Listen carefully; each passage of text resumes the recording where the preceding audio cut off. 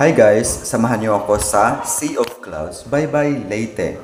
So, gaya ng inaasahan, dahil tourist spot, makikita nyo involve ang nature, which is may horseback riding, napapaligiran ng mga halaman, bukid or bundok, at saka kung napapansin nyo guys, yung puti dyan na matatanaw nyo na may kasamang sunrise is clouds yan guys or fogs. Very foggy kasi umagang-umaga siya guys. So kaya tinatawag na Sea of Clouds kasi gadagat sa sobrang lawak ng clouds.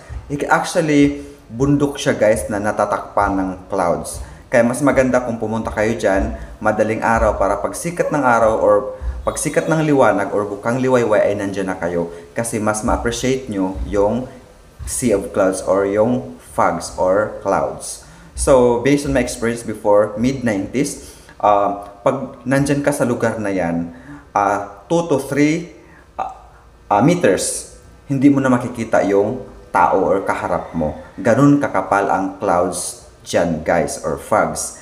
Yung tila nananampal. Sobrang lamig dyan guys nung natulog kami. Madaling araw para akong nasa freezer. Kahit bawal talaga na walang kumot. Tsaka mas maganda pag pumunta kayo dyan guys, grupo, family, team, or mga magbarkada, magjowa. Huy! Ayan na naman tayo sa magjowa. Usapang magjowa. Seryoso. Oh, respeto naman sa mga single dyan. So, ayan guys. Ang ganda-ganda talaga. Pag punta kayo dyan, kailangan maagang maaga. O yan. Enjoy na enjoy yung bata dyan. Kaming lahat actually. So, malaparaiso yung ganda niyan guys. Iba't ibang halaman ang inyong makikita. So, sunrise. Ang ganda ng sunrise guys. Kung nasasanay tayo sa sunset, dyan naman yung sunrise ma-appreciate nyo. So, welcome to Incredible Villa and Cafe. So, pagpasok nyo pa lang sa Villa and Cafe, ang ganda ng entrance niya. Pwede siyang gawing venue sa dibu, sa kasal. Pwede nyong latagan ng red carpet papunta sa Pinaka Cafe. So, kung mapansin nyo, ang ganda niyang paligid niya guys. So, pagdating nyo doon, pwede kayong, halimbawa, kasi maaga kayong umalis, pagdating nyo doon, almusal. So, pwede kayo mag-order niyan guys. Pipili kayo, bahala kayo kung saan nyo gustong umupo. Kasi yung table, at saka unang-una guys, walang entrance fee. Ang babayaran nyo lang dyan, kung ano yung o-orderin nyo. So, bukas para sa lahat. Napakaganda. So, ang ganda pati ng ano nila, combination white, and combination sa nature. So ayan, nasa pinaka parang veranda na kami para matanaw yung pinaka dinadayo ng lahat ang Sea of Clouds. Actually, that time guys is nasa mga 6 AM na kami. So mas maganda kung mas maaga kayo makarating yung pagsikat ng bukang liwayway kasi nga mas makapal pa ang clouds dyan guys. Ayan, kung napapansin nyo, hindi na siya ganun karami. Yung mga bundok nakikita na siya, pero pag maagang maaga, yung mga bundok na yan, hindi nyo makikita sa sobrang kapal. Gaya ng sinabi ko kanina, 2 to 3 meters. Pag sobrang aga, yung tao hindi mo na makikita.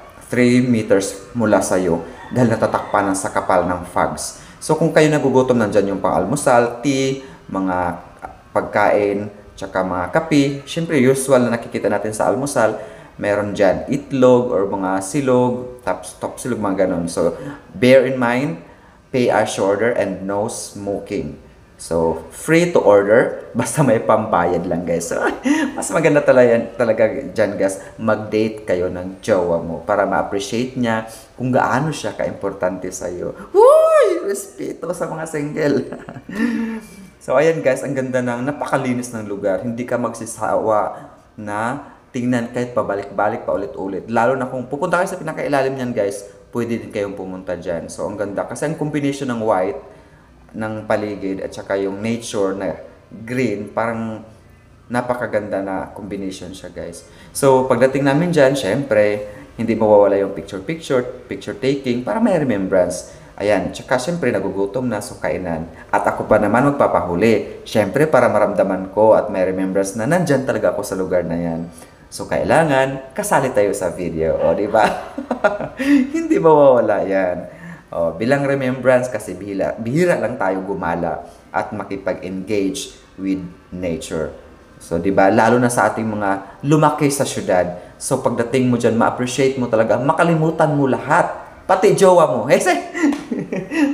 Sana all my jowa. So, ang ganda niyan guys. O, diba? Very relaxing. Tsaka kahit pabalik-balik kayo dyan guys, ang ganda. Kasi wala siyang entrance. O, diba? Kaya Sea of Clouds kasi gadagat na ano ba tawag ng clouds? Ulap. O, diba? Panganod sa Bisaya. Ang ganda dyan, guys. Ibang town naman yan, guys, yung nakikita natin sa babae. Yan ang Mahaplag town. So, thank you sa pagsama sa akin sa video na to. And until next video. Kita kits! Bye!